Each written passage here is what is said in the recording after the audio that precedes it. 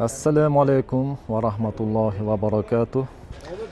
Markab bozor kanalining obunachilari, biz Andijon avtomobil bozoridamiz. Bugun muborak juma kunida bozorlarimiz tinch va osuda bo'lib o'tmoqda. Bugun bozorga 4 ta markab bilan tashrif buyurganmiz. Bir-biridan go'zal, kraskalari toza bo'lgan avtomobillar. Birinchisi Gentra, yili 2023-yil ishlab chiqarilgan Texpasport Belka 23, 18.000 kilometr yurgan, kraskalari toza, o'sha elegant plusidan. Hamma narsasi bor. ABS, lyuk, abagrev sidina, bokovoylar qayriladi. Navorotlarga keladigan bo'lsak, Nexen 7000 yumshoq balon taqilgan, Evacor kovrik solingan. Ushbu avtomobilimiz yoqilg'isi benzin. Ushbu avtomobilning narxi $14.200 bo'ladigani kami yo'q. Faqat naqdga sotiladi. Varianti, cheres banki, shunaqa narsalari yo'q. Kuzov 100% toza, rihtobga chaqachuqalari yo'q.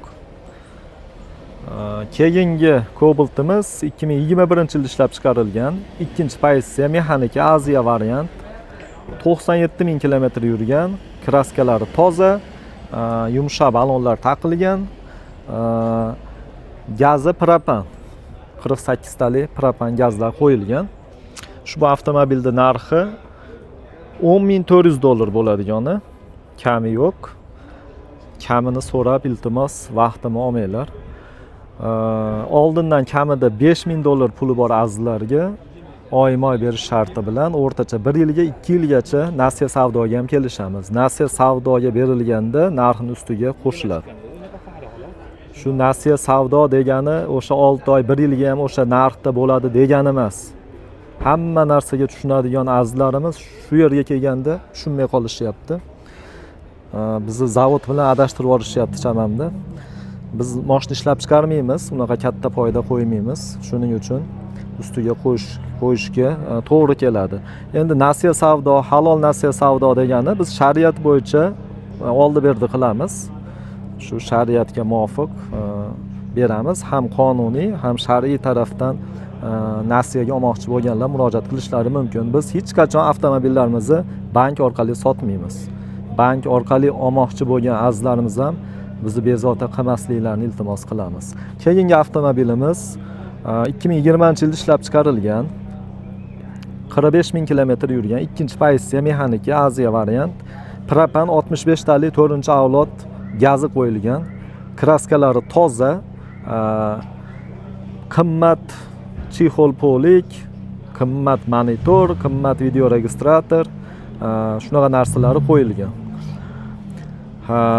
Ushbu avtomobilning narxi $10.800 kami yo'q. Kamida $5.000 oldindan puli bor azizlarga oyma-oy berish sharti bilan nasiya savdoga ham kelishamiz. Mana bu 21 Cobalt'imizni polni shumka bo'lgan tomigacha, shuni aytib qo'yish esdan chiqibdi. Keyingi avtomobilimiz Cobalt 2020-yilda ishlab chiqarilgan, 35.000 kilometr yurgan, kraskalari toza, 2 Aziya, gazi metan, yumshoq balonlari bor, poligi bor. Chexoli ham bor. Ushbu avtomobilning narxi $11.000 bo'ladigani kami yo'q. Oldindan 5-6 ming puli bor azizlarga oyma-oy berish sharti bilan nasiya savdoga ham kelishamiz. Kimdir ushbu avtomobillarga qiziqgan bo'lsa, 90 kodi bilan 572 33 33 raqamlariga murojaat qila olasizlar. Barcha azizlarni bozorini bersin, barcha avtomobillar sotilib ketaversin. Bizni kuzatishda davom etinglar.